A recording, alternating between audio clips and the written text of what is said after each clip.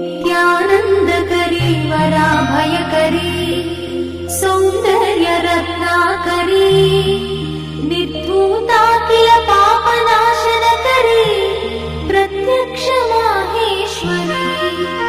प्राणेयाचलवंशपावनकरी काशीपुराधीश्वरी भिक्षां देहि कृपावलम्बनकरी मातान्नपूर्णा